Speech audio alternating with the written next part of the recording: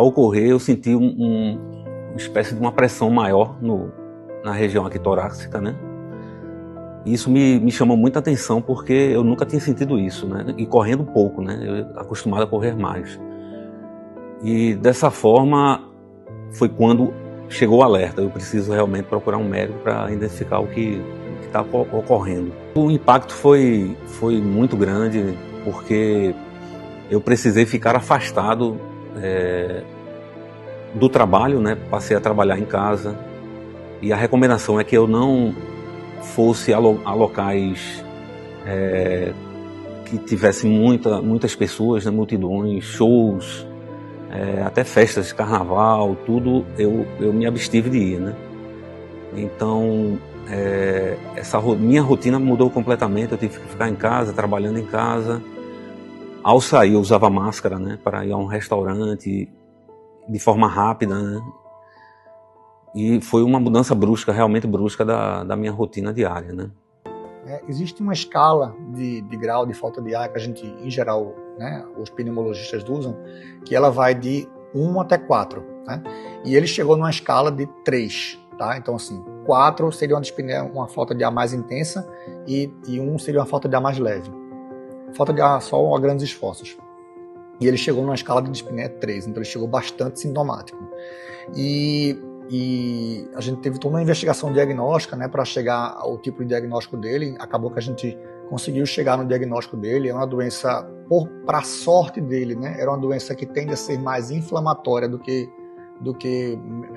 em geral, uma doença menos inflamatória. Então, nessas doenças mais inflamatórias, o tratamento costuma responder melhor, porque você trata a inflamação e, em geral, a doença fica bem controlada. Eu me lembro quando eu cheguei pela primeira vez no consultório do Dr. Emanuel, ele fez um teste rápido comigo numa escadinha que ele tem de 3 degraus, né? Então eu fiquei subindo e descendo e rapidamente minha saturação baixou, né, do oxigênio. Como tratamento geral, medidas gerais de tratamento, a gente recomenda, né? Fisioterapia, oxigenoterapia naqueles pacientes que precisam, tratamento de comorbidades, ou seja, diabetes, hipertensão, apneia do sono. Então, assim, todos isso são tratamentos indiretos, que a gente chama.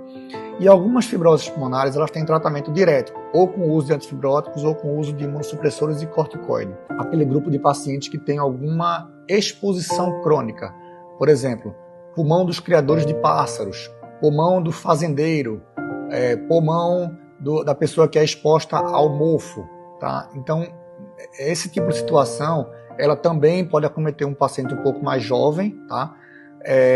Mas é uma doença que a gente considera como uma fibrose pulmonar exposicional. Teve um impacto psicológico aí muito grande, né? Eu tive o apoio da família, que foi extremamente importante, dos amigos, um apoio da própria empresa, né? Que me deixou trabalhar em casa. Mas o uso da máscara, quando você sai na rua e vê que ninguém está usando, é só você, né? Realmente traz um impacto psicológico ruim. Além disso, aquela incerteza do que vai acontecer, né? Porque eu tinha perdido a minha função, parte da minha função pulmonar, e eu não sabia se eu iria recuperar. Eu acho que o primordial, eu entendo, no meu processo, foi a sorte, ou talvez algo divino, né? Eu tive a sorte de encontrar excelentes profissionais para tratar a minha doença, né? É essencial que se identifique a causa da doença, porque a evolução é acelerada e você vai perdendo realmente a função pulmonar, sentindo algo, né? Algo no sentido de ter um cansaço excessivo.